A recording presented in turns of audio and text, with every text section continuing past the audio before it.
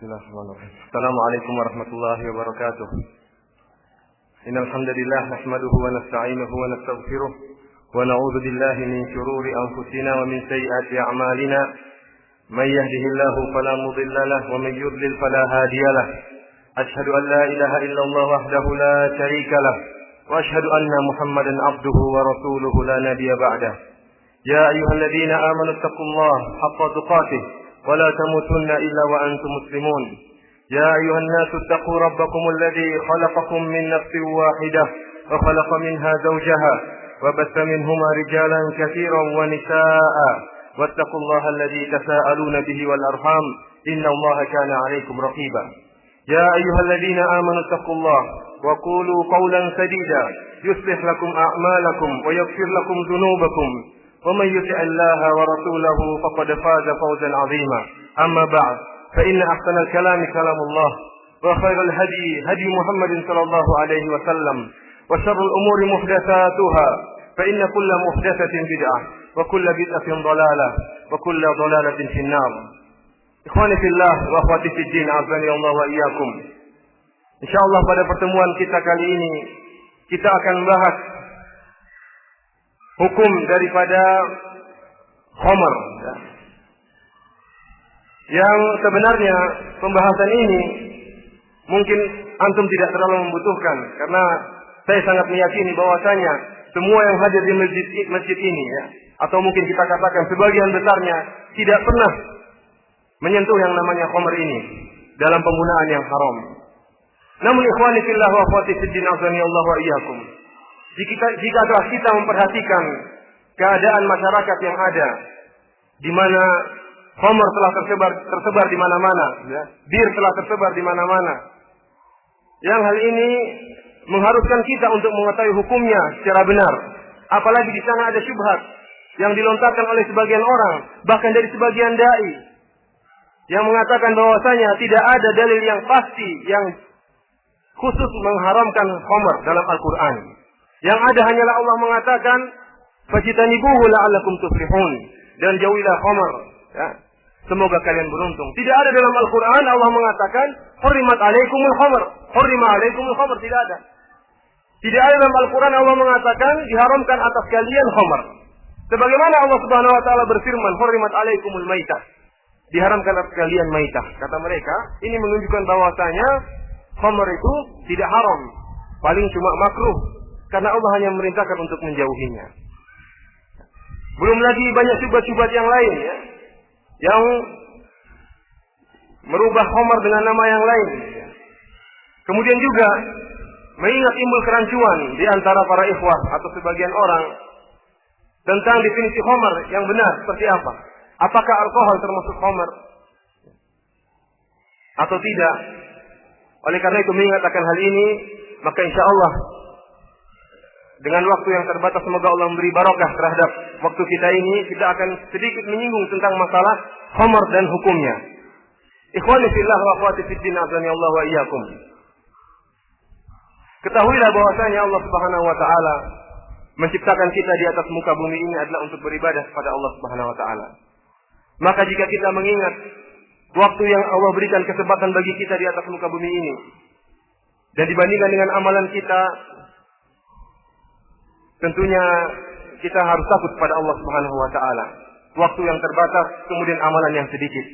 Padahal kita nanti di akhirat akan hidup selama-lamanya. Kalau tidak kita masuk surga, maka kita akan termasuk dalam penduduk neraka. Oleh karena itu, waktu yang ada jangan sampai kita buang begitu saja sia-sia. Oleh karena itu sebagian salaf mengatakan orang yang meminum khamar berarti telah lewat pada dia suatu waktu di mana dia tidak ingat kepada Allah Subhanahu wa taala. Dia lupa diri. Bisa jadi 1 jam, bisa jadi 1 hari. Dia lupa kepada Allah Subhanahu wa taala, tidak ingat kepada Allah Subhanahu wa taala. Padahal mestinya hari-hari seseorang itu diisi dengan ibadah. Baik dengan ibadah yang mahdhah seperti salat, yang ritual, puasa dan lainnya. Demikian juga ada kebiasaan yang kita niatkan karena Allah Subhanahu wa taala. Kita makan dengan niat untuk menguatkan ibadah kepada Allah Subhanahu wa taala. Bahkan berhubungan dengan istri pun kalau kita niatkan karena Allah Subhanahu wa taala maka mendapatkan pahala. Sehingga kita tidak biarkan waktu pergi begitu saja. Oleh karena itu, ikhwani fillah sanallahu wa iyyakum, orang yang minum khamr, dia telah membuang waktunya, dan ada satu saat di mana dia tidak beribadah kepada Allah Subhanahu wa taala, bahkan dia lupa secara total kepada Allah Subhanahu wa taala. Kemudian, ikhwani fillah wa akhwati fid din, azani Allah wa iyyakum.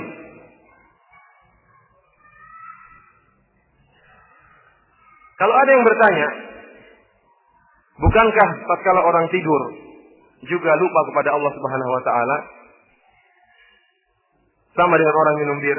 Kita katakan jelas berbeda ya, antara tidur dengan minum bir. Karena tidur adalah sifat yang Allah berikan kepada seorang hamba. Seorang hamba butuh untuk tidur, untuk menyegarkan dirinya, untuk menguatkan dirinya. Tatkala dia bangun dari tidur, dia bisa segar untuk kembali beribadah kepada Allah Subhanahu wa taala. Bahkan jika dia tidur dengan niat untuk beribadah kepada Allah Subhanahu wa taala, maka Allah akan berikan dia pahala. Sebagaimana perkataan sebagian salaf, ya, ahtasibu naumati kama ahtasibu qaumati, ya. Aku berharap dengan tidurku mendapatkan pahala sebagaimana aku berharap dengan salat malamku aku mendapatkan pahala. Adapun minum khamar tentunya berbeda. Seorang yang minum khamar maka akan merusak jasadnya. Kemudian dia tatkala bangun bukannya semakin segar namun semakin parah, dan tentunya dia semakin menjauh dari Allah Subhanahu wa taala. Oleh karena itu, pada kesempatan kali ini kita akan bahas hadis yang nomor 46 ya.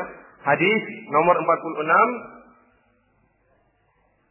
yaitu hadis dari Abi Musa al-Asy'ari radhiyallahu taala anhu. Anna Nabi sallallahu alaihi wasallam ba'athahu ila al-Yaman ya. Bahwasanya Nabi sallallahu alaihi wasallam mengutusnya ke Yaman.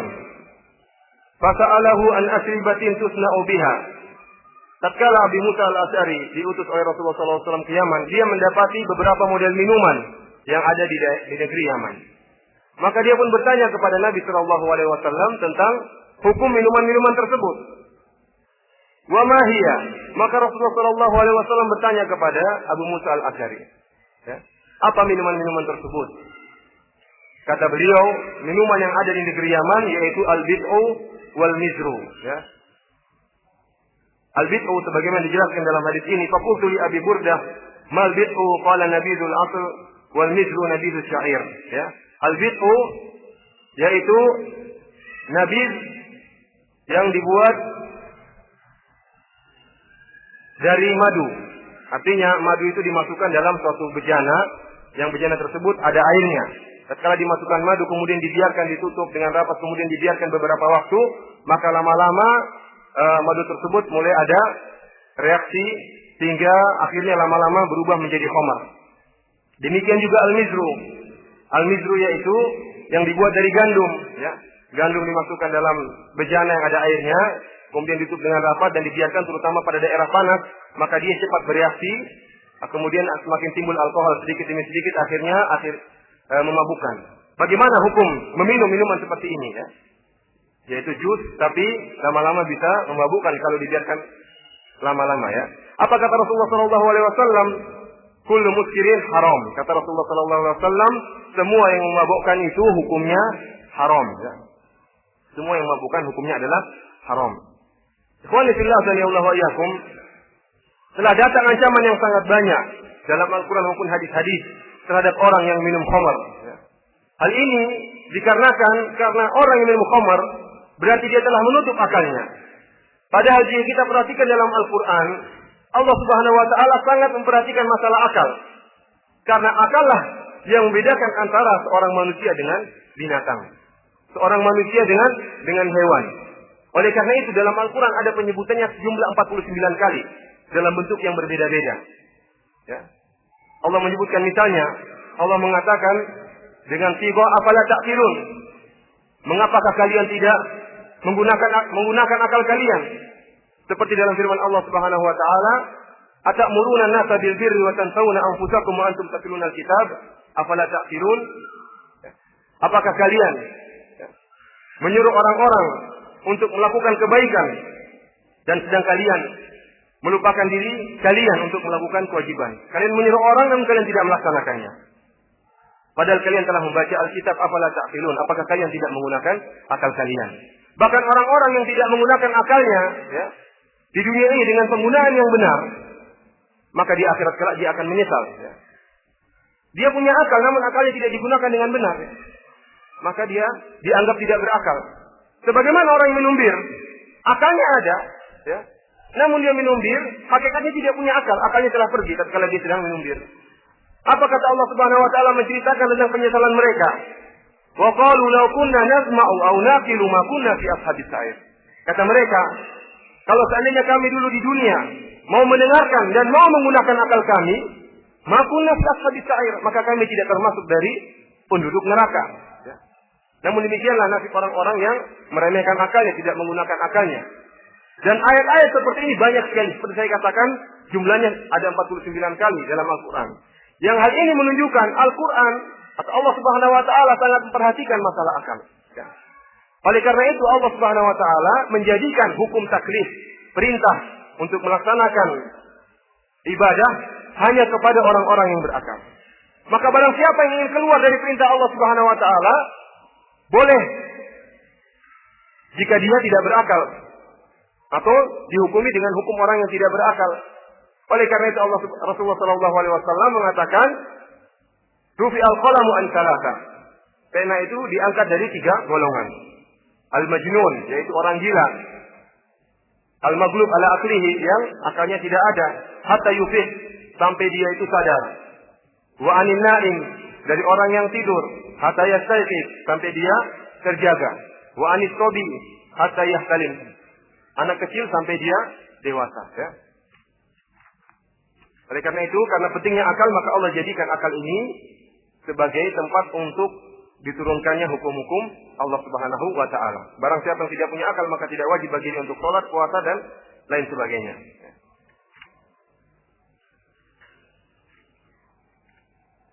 Barang siapa yang sengaja menghilangkan akalnya dengan minum khamar, maka seakan-akan dia tidak butuh lagi dengan akalnya.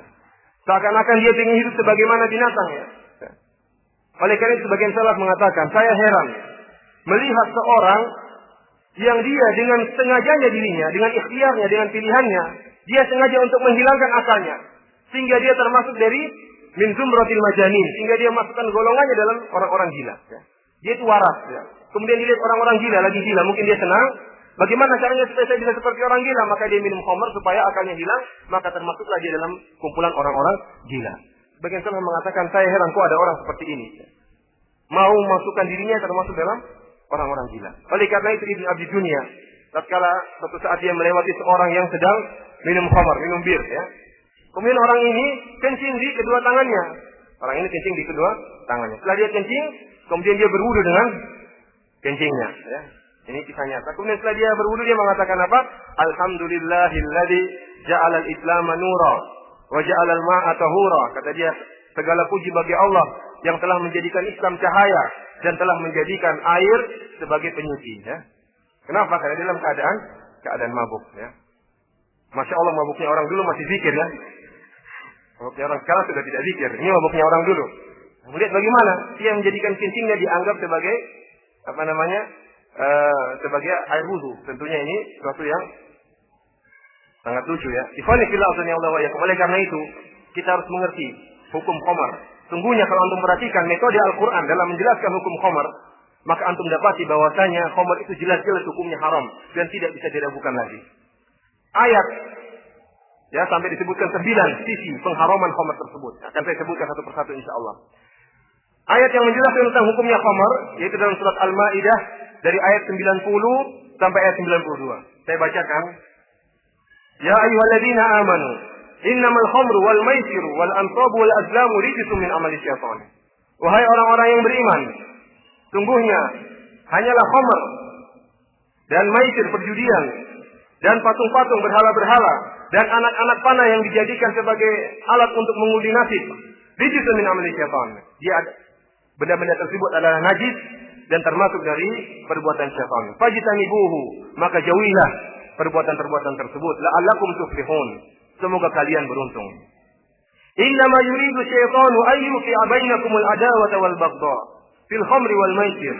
Sungguhnya syaitan itu menghendaki untuk menimbulkan di antara kalian permusuhan dan kebencian melalui perantara khamr, bir dan perjudian. Wa yasuddakum an dzikrillahi wa anis shalah. Dan dengan khamr tersebut dan lain-lainnya, syaitan ingin menghalangi kalian dari mengingat Allah Subhanahu wa taala. Fahal antum muntahun? Maka kenapakah kalian tidak berhenti dari meminum khamar? Ya. Wa ati'ullaha wa ati'ur rasul wahdaru, dan taatlah kepada Allah dan taatlah kepada Rasul, wahdaru, dan hati-hatilah kalian. Fa in tawallaitum, jika kalian berpaling, fa'lamu, ketahuilah, annama ala rasulina al-balagul mubin, bahwasanya hanya yang merupakan kewajiban bagi Rasul kami adalah menyampaikan risalah kami. Qulillah dan Allah wa iyyakum. Ayat ini ada 9 sisi yang menunjukkan pengharaman khamar. Yang pertama, Allah Subhanahu wa taala mensifati khamar tersebut dengan rijis, yaitu najis. Secara bahasa maknanya najis. Kemudian Allah Subhanahu wa taala membuka ayatnya dengan mengatakan innama. Innama itu artinya hanyalah, memberi faedah batasan. Seperti kemarin kita mengatakan innamal a'malu binniyat. Sungguhnya amalan-amalan itu berdasarkan niatnya. Demikian juga di sini. Innamal khamru wal maisiru wal ansabu la azlamu rijsun. Bahwasanya benda-benda yang 4 tadi, ya. Khamar, kemudian perjudian, kemudian berhala-berhala, dan anak-anak panah yang digunakan untuk mengundi nasib, itu adalah najis. Seakan-akan mereka tidak memiliki sifat yang lain, ya, kecuali hanya najis saja. Padahal antum kalau perhatikan, tidaklah Allah menyebutkan rijis, najis dalam Al-Quran kecuali pada perkara-perkara yang sangat jelek. Ya.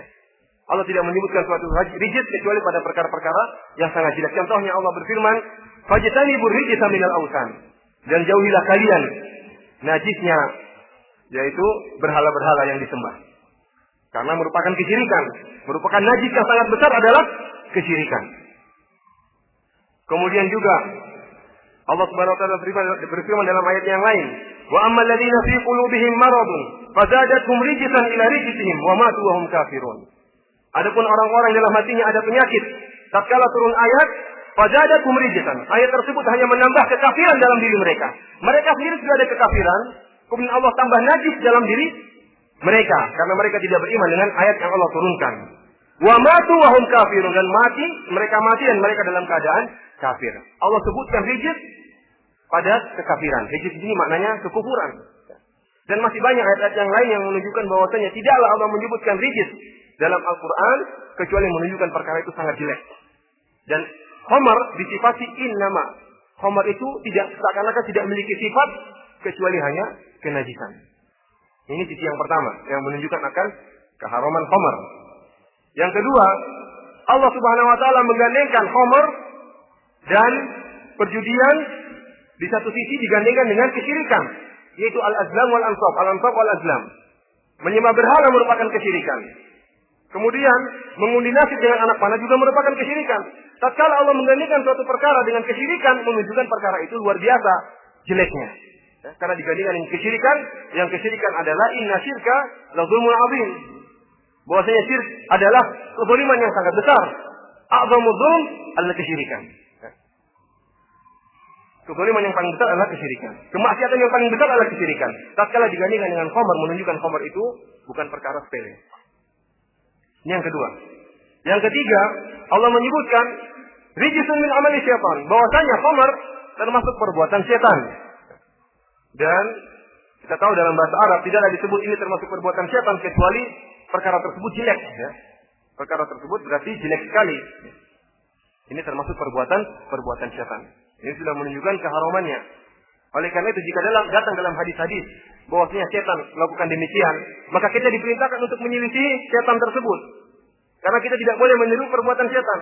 Setan minum dengan tangan kiri, makan dengan tangan kiri. Maka kita tidak boleh makan dan minum dengan menggunakan tangan kiri karena kita meniru-niru amalan setan. Kemudian yang keempat, Allah Subhanahu wa taala melarang untuk mendekati khamar, fajtanibuhu, ya, jauhilah khamar. Kalau didekati saja tidak boleh, apalagi diminum. Ya. Insyaallah nanti akan kita jelaskan lebih panjang masalah ini, ya. Berarti melarang mendekati sesuatu itu hukumnya lebih haram daripada melarang menggunakan sesuatu tersebut. Ya. Misalnya saya mengatakan jangan kalian dekati pohon itu.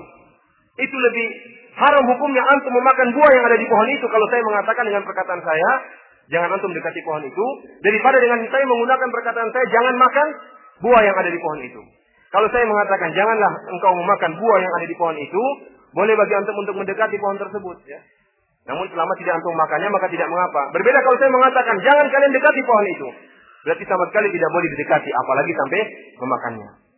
Yang kelima, Allah Subhanahu Wa Taala mengkaitkan perintah untuk menjauhi khamar dengan mengatakan la'allakum tuflihun.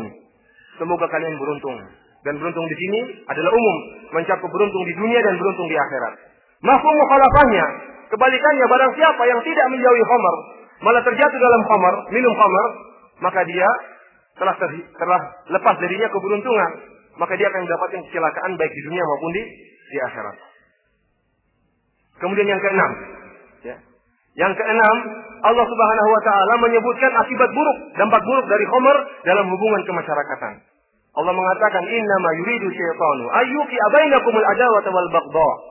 Sungguhnya Allah menghendaki dengan sungguhnya setan menghendaki dengan menggunakan khamar dan perjudian tersebut untuk menimbulkan permusuhan di antara kalian dan kebencian.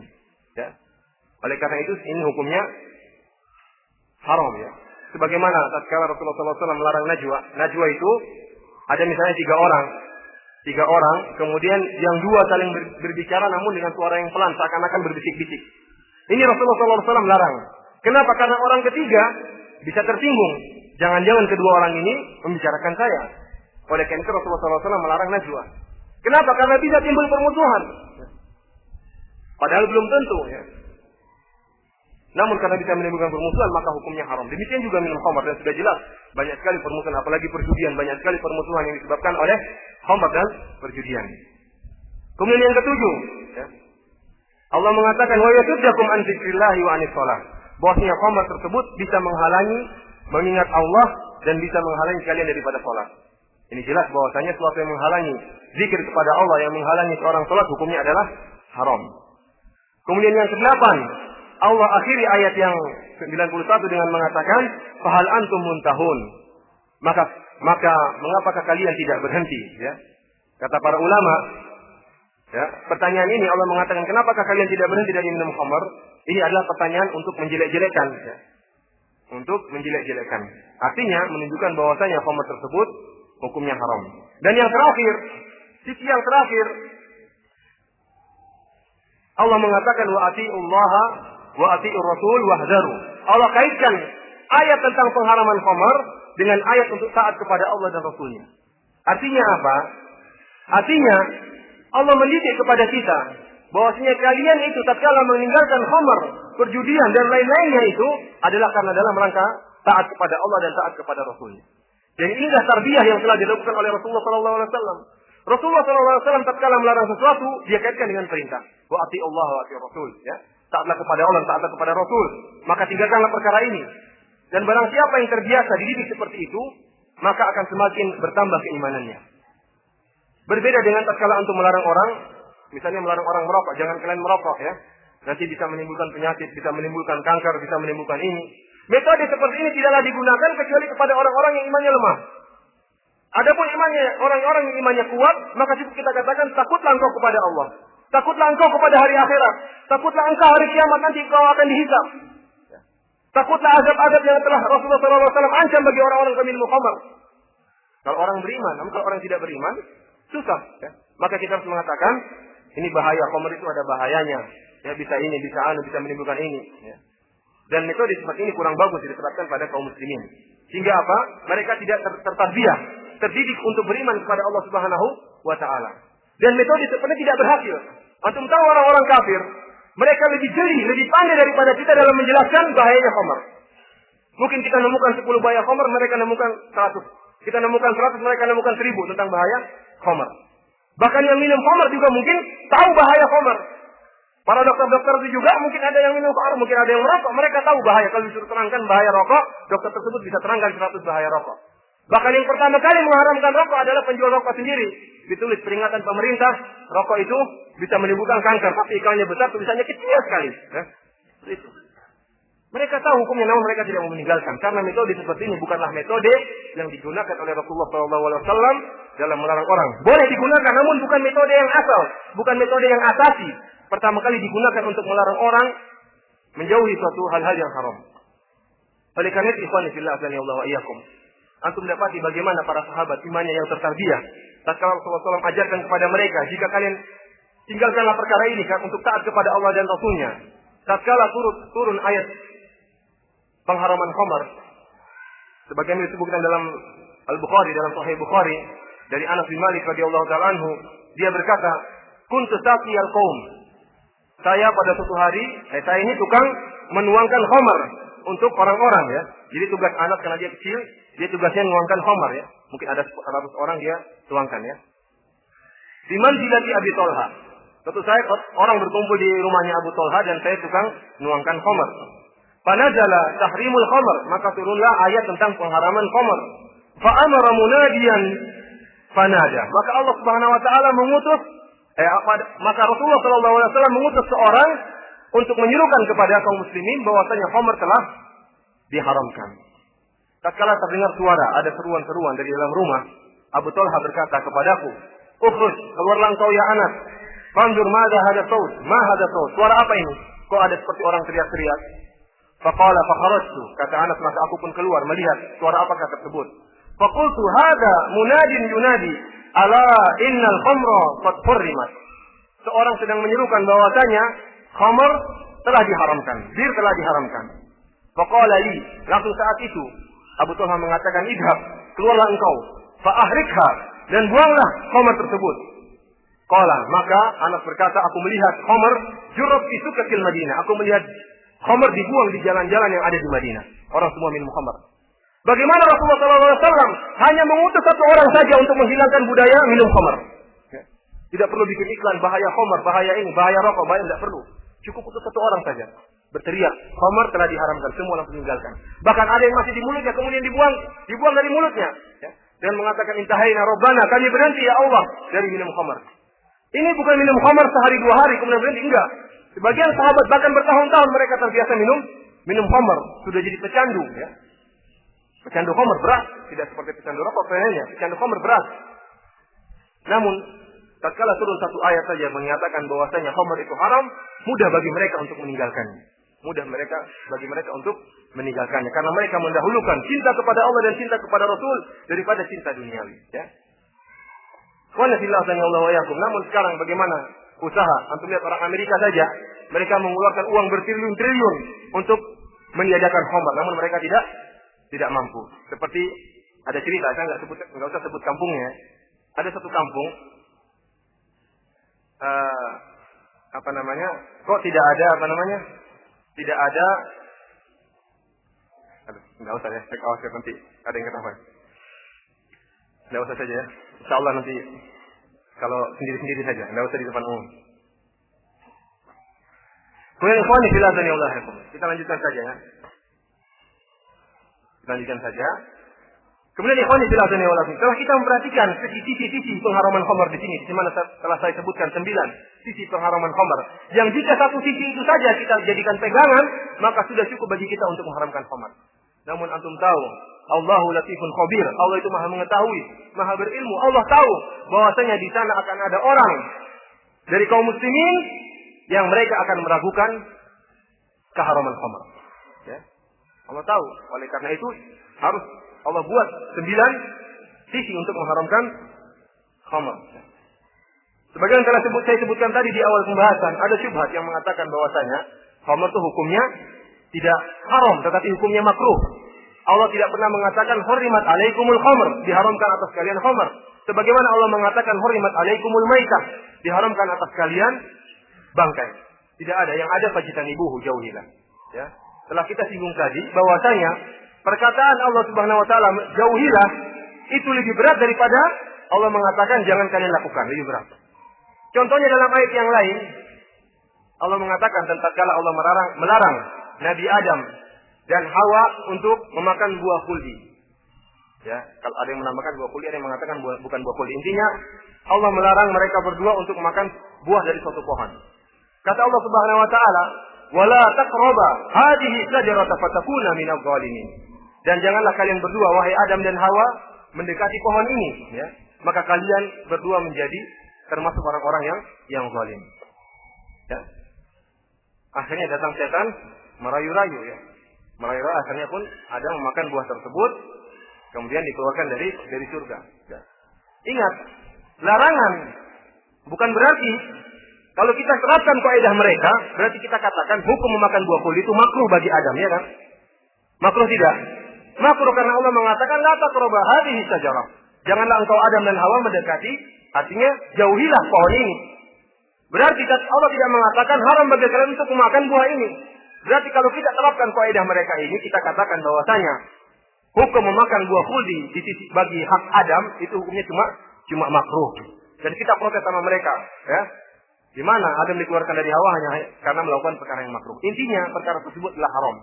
Perkara tersebut adalah haram dan seperti saya katakan tadi, larangan untuk menjauhi suatu pohon itu lebih berat daripada larangan makan buah pohon tersebut.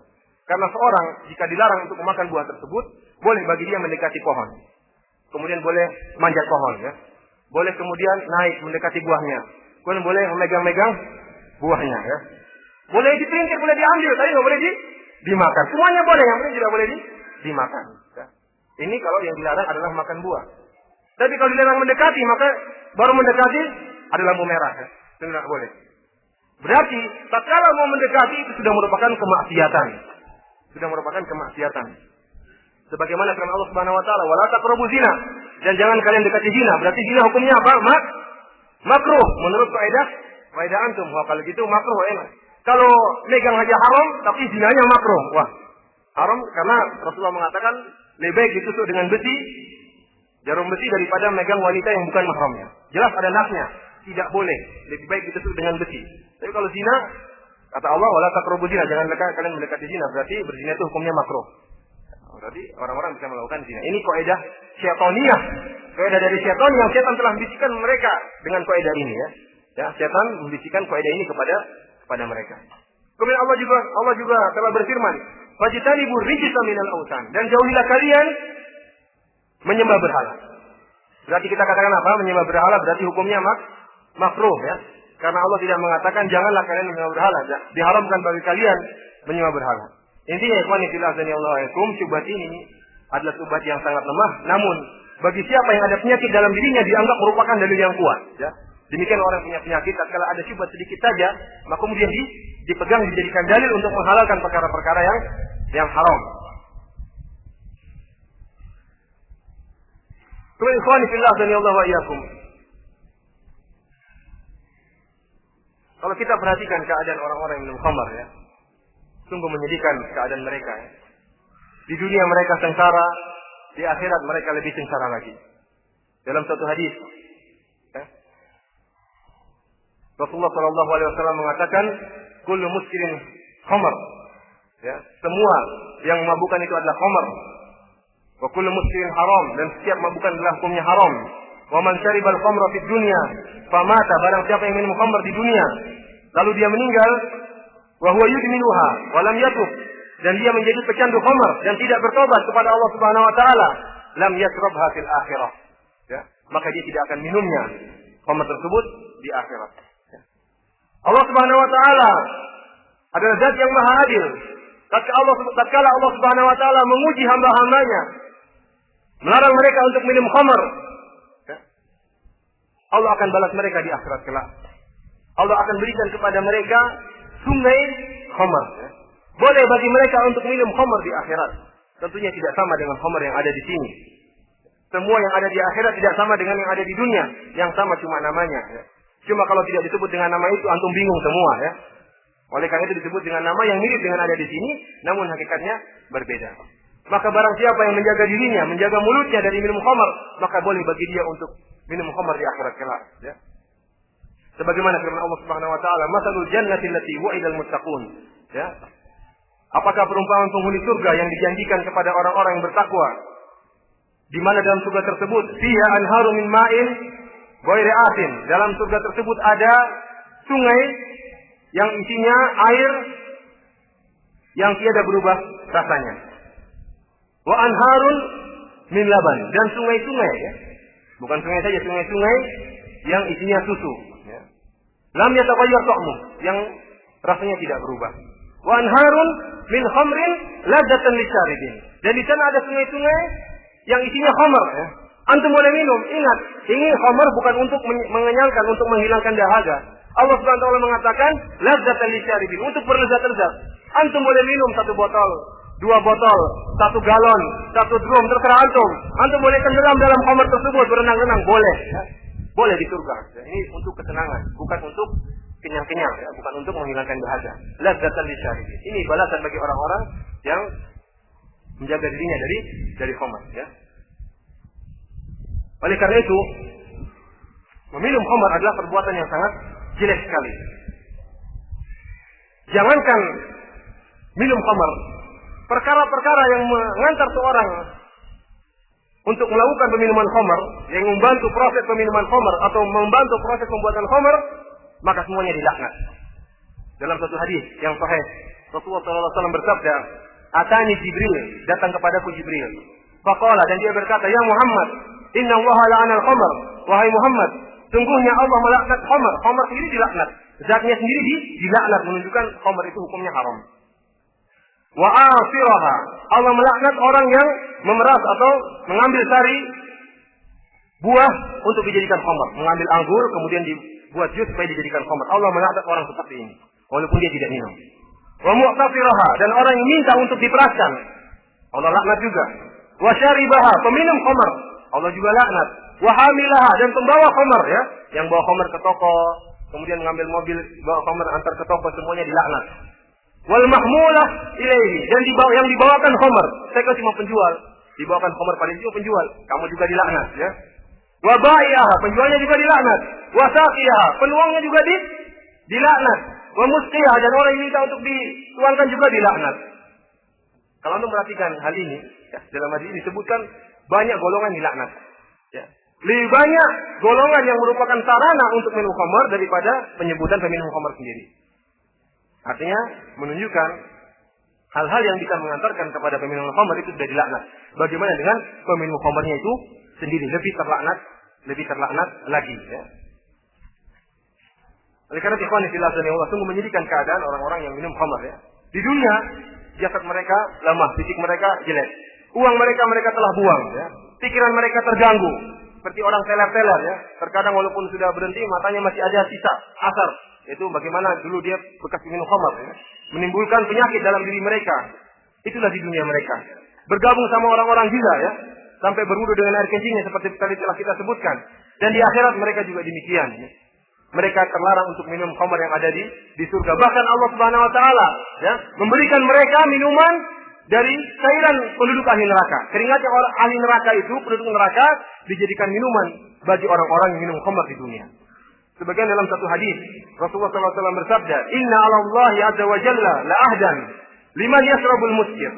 Sungguhnya Allah punya janji, ya. Allah buat janji. Sebagaimana Allah buat janji bagi orang-orang yang tidak minum khamar, Allah berikan bagi mereka khamar, sungai yang isinya khamar, bir.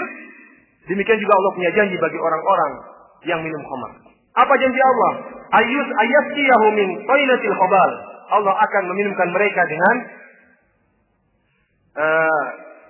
taylatul khabal. Para sahabat bertanya, "Ya Rasulullah, apa itu taylatul khabal?" Ya. Kata Rasulullah sallallahu alaihi wasallam, "Araqu ahlil jannah," yaitu araqu ahlin nar, yaitu keringatnya penduduk neraka, ya. Keringat penduduk neraka dikumpulkan kemudian disuruh minum oleh orang yang di dunia mereka minum khamar. Oleh karena itu ikhwan fillah dan Allah ayakum, minum khamar adalah perkara yang sangat jelek. Sampai-sampai ada hukum had bagi orang yang minum khamar. Barang siapa yang minum khamar sekali, kata Rasulullah SAW, "Man syaribal khamr fajliduhu," maka cambuklah dia. Kalau 2 kali, fajliduhu, cambuk lagi. 3 kali, dicambuk lagi. Kalau 4, faqtuluh, maka bunuhlah dia, kata Rasulullah SAW. Namun sebagian ulama mengatakan hukuman yang keempat yaitu bunuh peminum bir itu, yaitu kembali kepada ijtihad imam, ijtihad pemerintah. Kalau menurut pemerintah boleh dibunuh, sudah minum khamar 4 kali maka silakan bunuh. Kalau tidak maka diberi hukuman yang lain. Namun kalau minum pertama kali maka ini hukum had. Mau tidak mau harus dilaksanakan, harus dicambuk. 2 kali juga demikian, 3 kali juga dicambuk. Ya. Wa ikhwani fillah Allah wa iyyakum. Waktunya terbatas ya ikhwani fillah wa iyyakum. Kita sekarang membahas apa itu hakikat khamar, ya.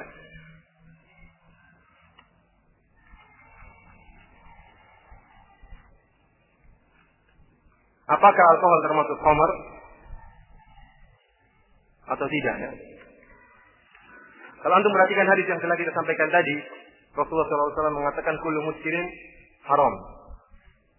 Kullu muskirin khamr. Dalam riwayat yang lain Rasulullah mengatakan kullu muskirin khamr. Setiap yang memabukkan adalah khamr. Memang benar, para ulama khilaf tentang definisi khamr secara lughah. Ada yang mengatakan khamr secara bahasa, khamr itu adalah khusus minuman yang memabukkan yang berasal dari anggur. Adapun kalau berasal dari selain anggur maka tidak dinamakan khamr.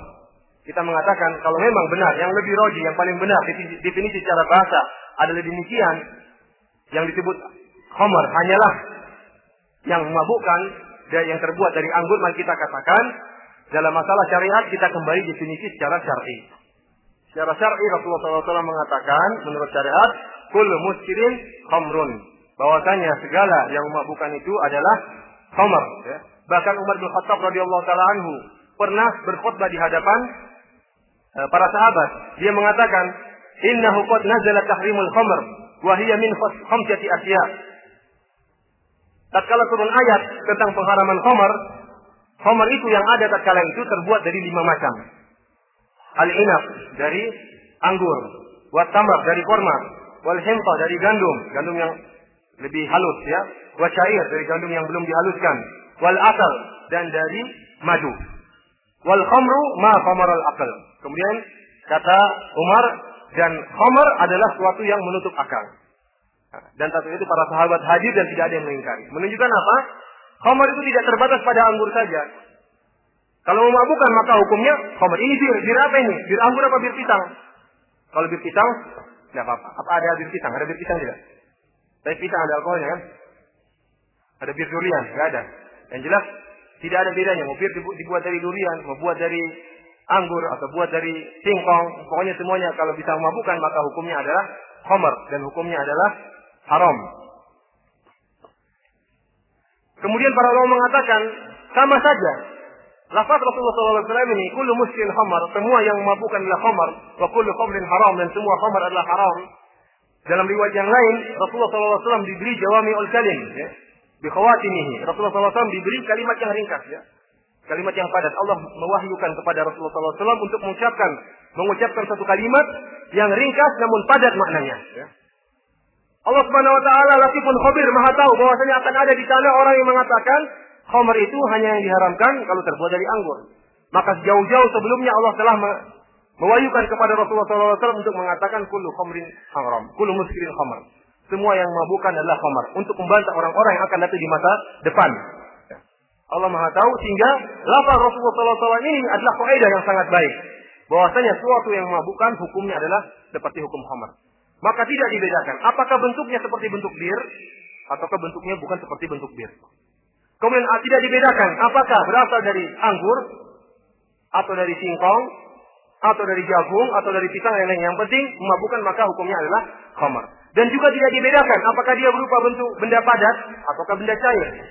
Ada benda padat antum makan bikin mabuk, maka itu hukumnya khamr. Atau dia berupa cairan. Ya. Dan tidak dibedakan apakah dimakan, ataukah dihisap, diminum, ataukah dihirup. Kalau bisa memabukkan maka hukumnya khamr. Contohnya seperti saya lihat di kampung saya. Ya. Apakah kampung ini termasuk kampung yang tadi yang ingin saya ceritakan? Allah alam bisawab. Yang jelas di kampung saya lihat anak-anak di sana, orang-orang kafir. Mereka karena dulunya mereka miskin, sekarang mereka kaya. Dulunya mereka miskin, kalau kita naik mobil ke sekolah mereka jalan kaki ya. Sekarang mereka enggak, mereka naik mobil, kita naik motor ya, karena mereka sudah berkembang. Dulu waktu mereka masih miskin, mereka enggak punya uang untuk beli khamr. Caranya gimana mereka beli lem aibon? Hemat ya. Lem aibon dibuka kemudian dihirup. Ini buat mabuk. Maka ini hukumnya juga hukum khamr. Walaupun cuma dihirup dan tidak diminum. Namun karena memabukan hukumnya adalah khamr. Bahkan di antara mereka ada yang sampai meninggal karena kalau alam ada pengaruh apa karena menghirup seperti itu, katanya mengurangi cairan otak sehingga akhirnya di antara mereka ada yang meninggal. Jadi itulah definisi khamr. Semua yang memabukan tidak dibedakan bagaimana asalnya, apakah bentuknya, ya, apakah dengan bagaimana cara penggunaannya. Jika memang memabukkan maka hukumnya adalah khamr. Sekarang, apakah alkohol termasuk khamr? Apakah alkohol termasuk khamr? Terus terang sampai sekarang juga saya masih bingung. Karena ada beberapa khilaf di antara para ulama. Ya. Akan saya sampaikan kepada antum, insya Allah kita tanyakan kepada masyayikh. Yang jelas di sana ada ulama yang fatwakan, yang Syekh Utsaimin rahimahullah condong kepada pendapat ini, bahwasanya alkohol itu adalah satu zat tersendiri. Yang kita tahu bahwasanya alkohol itu mudah terbakar, ya. Kemudian dia juga mudah menguap. Alkohol ini kalau dicampurkan dengan cairan lain dengan kadar tertentu, persentase tertentu, kemudian memabukkan, maka jadilah dia khamar. Paham? Namun asalnya dia bukan untuk diminum. Karena alkohol kalau diminum bisa buat teler, bisa buat mati, bisa buat cacat, ya. Paham? Oleh karena itu, sebagian ulama seperti Muhammad Rashid Ridha yang sebagaimana dinukil perkataannya oleh Syekh Utsaimin dalam fatwanya, Muhammad Rashid Ridha mengatakan alkohol itu suci dan mensucikan. Bahkan dia keras dalam masalah ini. Dia mengatakan pengharaman alkohol, pengharaman penggunaan alkohol bagi atas kaum muslimin ini membuat kaum muslimin menjadi mundur, ya. Tidak sebagaimana orang-orang kafir yang mereka sangat maju. Kenapa? Karena alkohol ini sangat urgen, digunakan dalam banyak hal, seperti digunakan untuk pengobatan, digunakan juga untuk membuat obat, ya. Digunakan untuk eksperimen-eksperimen, digunakan juga untuk pabrik-pabrik untuk membuat sesuatu sintesa-sintesa tertentu. Intinya dia mengatakan, tatkala kita mengharamkan alkohol bagi kaum muslimin, maka sulit bagi mereka untuk berkreasi. Akhirnya terlambat. Bahkan kata beliau rahimahullah, bahwasanya pengharaman alkohol ini menyebabkan banyak kaum muslimin, orang-orang yang sakit pada meninggal. Kenapa? Karena mau dikasih obat ada alkoholnya, nggak mau. Paham? Beliau mengatakan ini menyebabkan banyak orang-orang yang meninggal akibat tidak mau menggunakan alkohol. Oleh karena itu Syekh Utsaimin setelah menukil rahimahullah, setelah menukil perkataan Muhammad Rashid Ridha, dia mengatakan hadza kalamun matin. Inilah perkataan yang sangat kuat, ya. Dan beliau saya lihat condong kepada pendapat ini yang mengatakan alkohol itu asalnya dia bukan khamar. Namun jika digabungkan dengan air hingga berubah memabukkan, maka dia adalah khamar. Ya, jika digunakan untuk yang lain, maka dia bukan khamar. Ada lagi yang membedakan. Yang membedakan alkohol itu macam-macam. Ya. Kalau kita lihat bubutnya, Allah alam antum lebih tahu. Saya ini cuma menukil saja. Ada yang mengatakan alkohol itu ada etanol, ya, ada metanol, ada butanol, ya, ada pentanol, ya. Metanol bikin mati, butanol bikin buta, ya. Pentanol bikin apa, nggak tahu. Intinya itu macam-macam, ya. Ada etanol. Kata mereka yang mabukkan itu etanol. Maka kita harus lihat, ini fatwa sebagian ulama yang ada di Madinah. Kita lihat apakah campuran yang digunakan untuk mencampur obat itu adalah etanol sebagaimana yang digunakan untuk minum bir. Paham?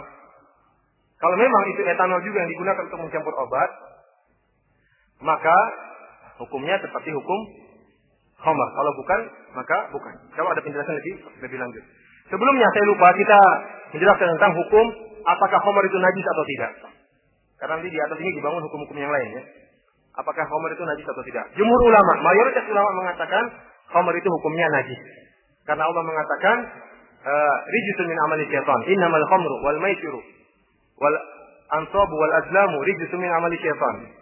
Bahwasanya khamar, perjudian dan berhala-berhala serta anak-anak panah yang digunakan untuk mengundi adalah rijis, adalah najis min amali syaitan dan termasuk dari perbuatan syaitan. Sebagian dalam surat Al-An'am Allah mengatakan aulah khinzirin fa innahu rijis.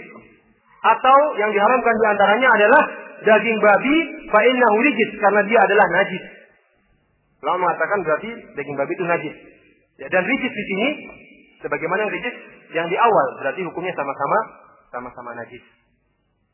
Namun pendapat yang dirujikan oleh Syekh Utsaimin rahimahullah bahwasanya khamr walaupun haram tidak najis. Tidak merupakan kelaziman suatu yang haram itu kemudian hukumnya najis. Contohnya apa? Contohnya racun. Racun haram tidak dimakan.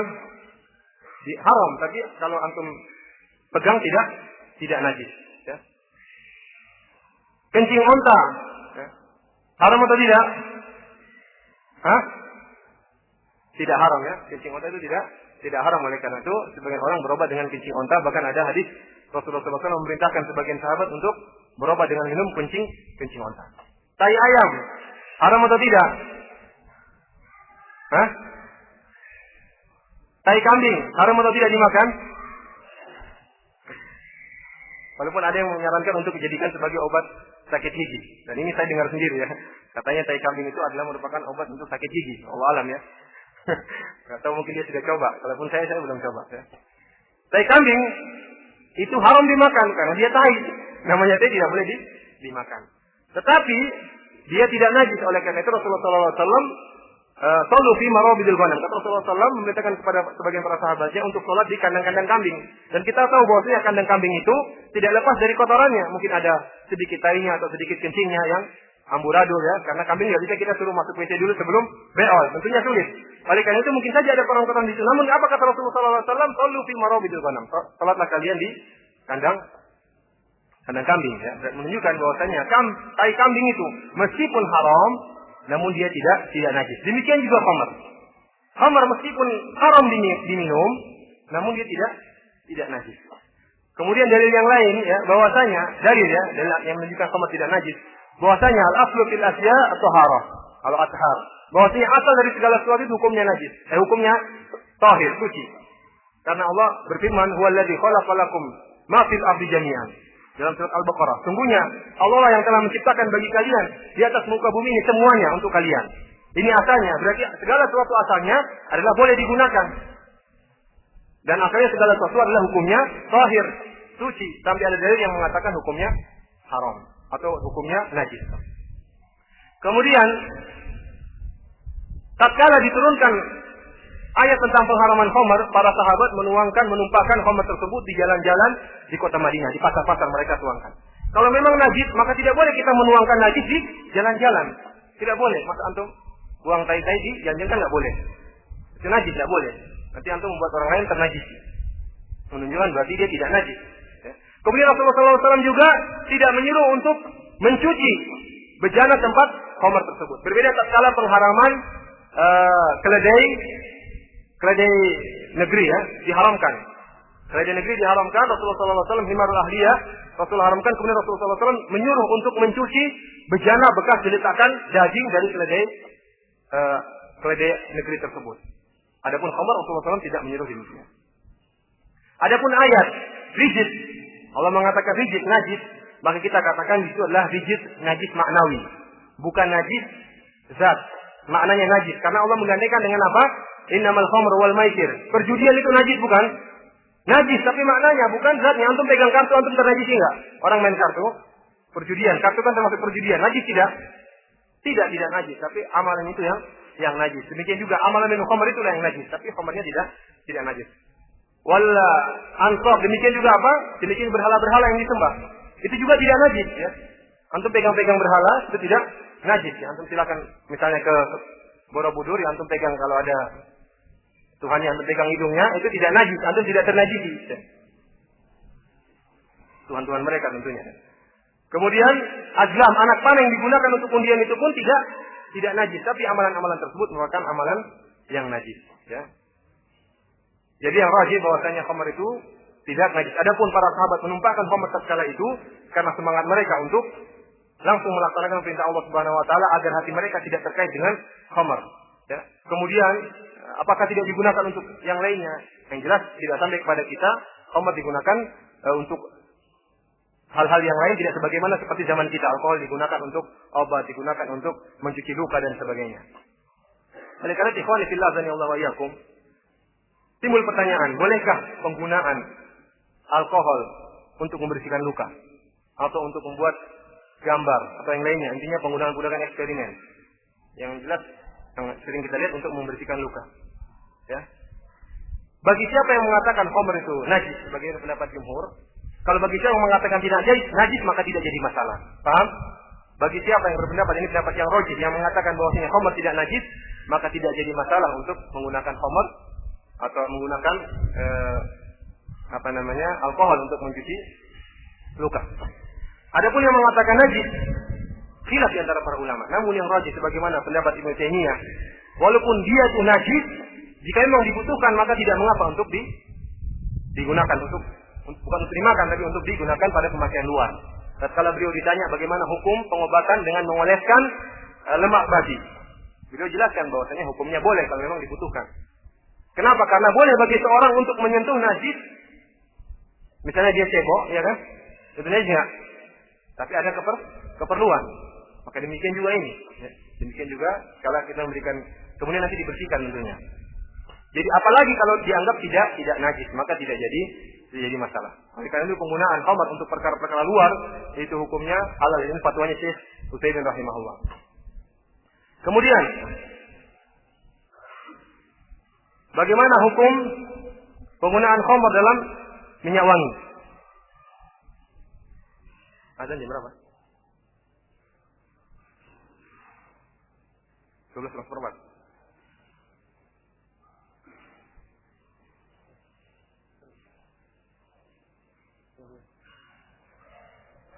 5 menit lagi ya. Bagaimana hukum khamar dicampur dengan minyak wangi? Ya. Fatwa Syekh Albani dalam Fatwa Madinah Al-Munawwarah ya. Beliau mengatakan minyak wangi yang tercampur dengan alkohol. Jadi kita lihat pendapat Muhammad Rashid Ridho bahwasanya alkohol itu asalnya tidak mengapa ya. Dia bukan khamar dan kapan jadi khamar tatkala dicampur dengan cairan sehingga cairan tersebut bisa memabukkan. Syekh bin Baz juga menjelaskan bahwasanya para atibba, kata beliau, dokter-dokter menyampaikan kepadaku bahwasanya alkohol yang terdapat dalam minyak wangi itu kadarnya itu cukup untuk memabukkan. Artinya apa? Seandainya orang minum minyak wangi tersebut, dia bisa mabuk. Seandainya orang minum minyak wangi tersebut, dia bisa mabuk. Oleh karena itu, minyak wangi yang kadar alkoholnya sampai derajat memabukkan, dia termasuk dalam larangan khamar. Oleh karena itu inilah fatwa yang difatwakan oleh juga Syekh Albani rahimahullah. Dia mengatakan apalagi tertulis kadar alkoholnya tinggi di situ. Ya, jelas ini memabukkan. Ya. Dan kita nggak boleh wala ta'awunu 'alal itsmi wal 'udwan, dan janganlah kalian saling tolong-menolong untuk berbuat dosa ya. Dan bermusuhan. Dan inilah dosa. Membuat khamar hukumnya adalah haram. Oleh karena itu minyak wangi yang benar kita lihat ya, bagaimana kadar konsentrasi alkohol tersebut. Jika memang kadarnya sangat kecil yang tidak menjadikan minyak wangi tersebut jika diminum memabukkan, maka tidak mengapa penggunaannya. Adapun firman Allah Subhanahu wa taala, fajtanibu, jauhilah khamar. Sebagian orang mengatakan, tatkala Allah mengatakan jauhilah khamar, berarti kita jauhi khamar, tidak boleh kita gunakan karena tidak boleh kita dekati. Iya, tidak boleh kita gunakan. Syekh Utsaimin menjawab pertanyaan ini, kata beliau rahimahullah, karena dalam ayat disebutkan innama yuridu syaitanu ayyuqi'a bainakumul adawata wal baghdha. Ya. Fajtanibu la'allakum tuflihun, innama yuridu syaitan.